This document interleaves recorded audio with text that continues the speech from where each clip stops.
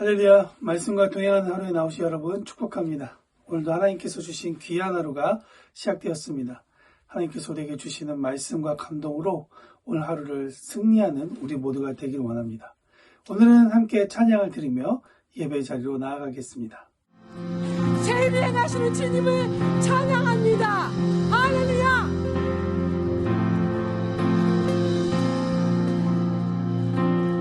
세상의 유혹 시험이 내게 몰려올 때에 나의 힘으로 그것들 모두 이길 수 없네. 거대한 폭풍 가운데 위축된 나의 영혼 어찌할 바를 몰라 헤매이고 있을 때 다시 한번 고백할까요? 세상의 유혹 시험이 내게 몰려올 때에 나의 힘으로 그것들 모두 이길 수 없네. 거대한 폭풍 가운데 위축된 나의 영혼 어찌할 바를 몰라 헤매이고 있을 때 주를 찬양 찬양 손을 들고 찬양 전쟁은 나에게 속한 것 아니니 주 찬양 손을 들고 찬양 전쟁은 하나님께 속한 것이니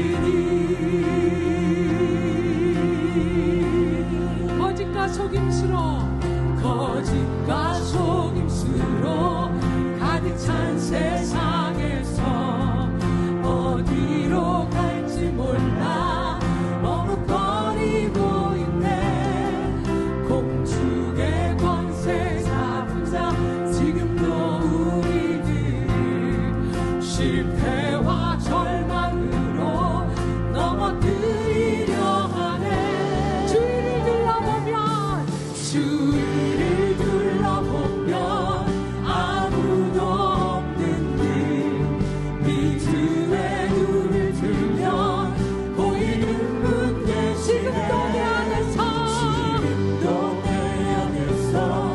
역사하고 계시니 사망과 어둠의 권세 물리치신 예수님 주 손을 들고 선포합니다. 주를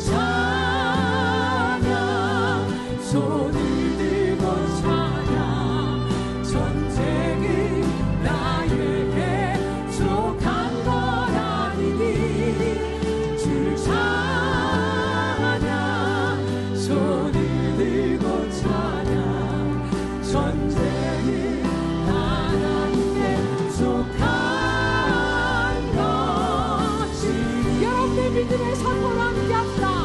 주 찬양 손을 들고 찬양 전쟁은 나에게 속한 것 아니니 주를 찬양 손을 들고 찬양 전쟁은 하나님께 속한 것이 주를 찬양 주를 찬양 손을 들고 찬양 전쟁은 나에게 속한 것 아니니 주를 찬양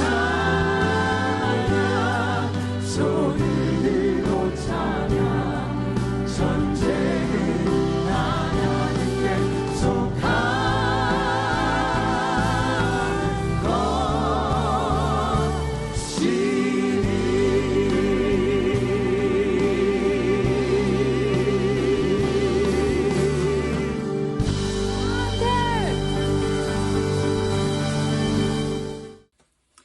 좋은 하루 되고 계시죠?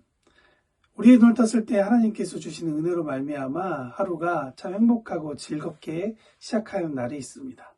또 그러나가 반대로 지난 시간 동안 주어졌던 일들이 너무나도 힘들고 고되고 또 어려웠기 때문에 눈을 뜨고 바깥으로 나아가는 것이 참 힘든, 또 나 홀로 싸우는 것 같은 그런 마음이 들 때도 있습니다.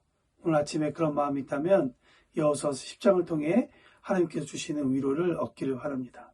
오늘 저는 1절부터 15절을 중심으로 여러분과 함께 하나님의 마음과 하나님께서 주시는 도전을 나누고자 합니다.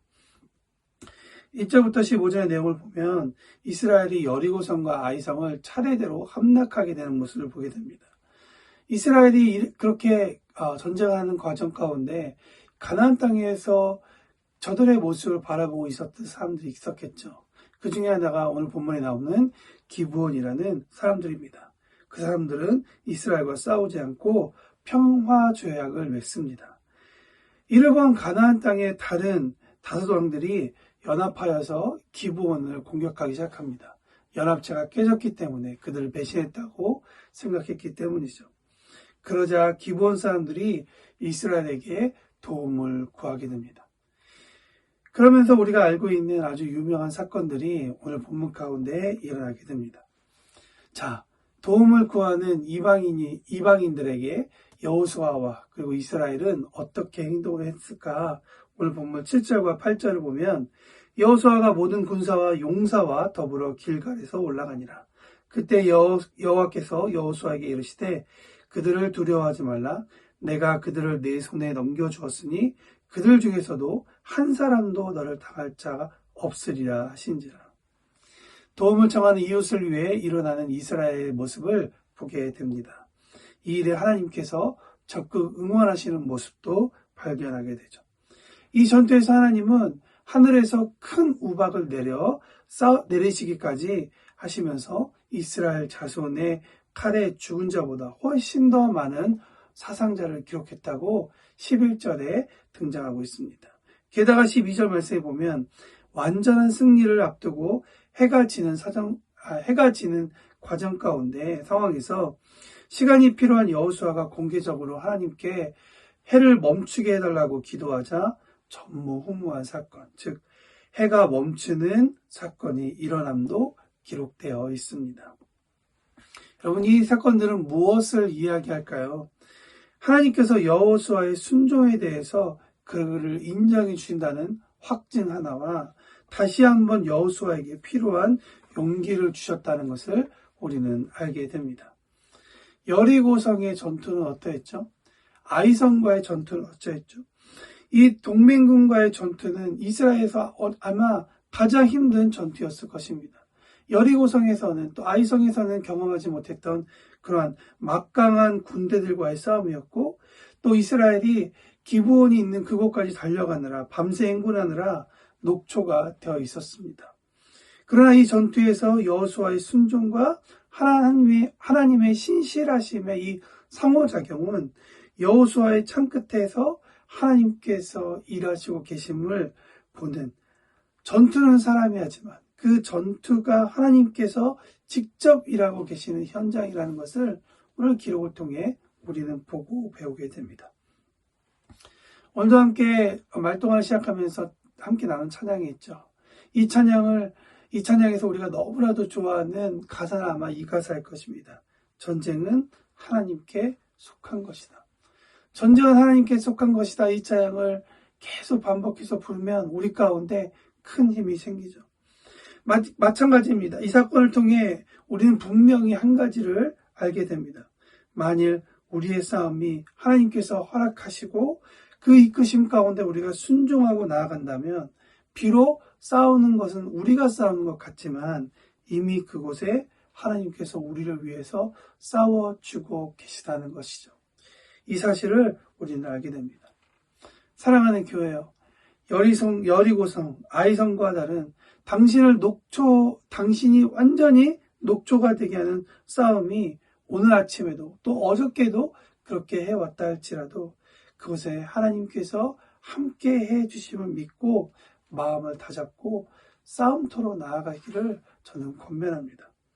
왜냐하면 하나님께서 오늘 본문 말씀을 통해 우리에게 주시는 그 약속, 하나님께서 동행하시는 결과를 당신에게 보여주시기 때문입니다.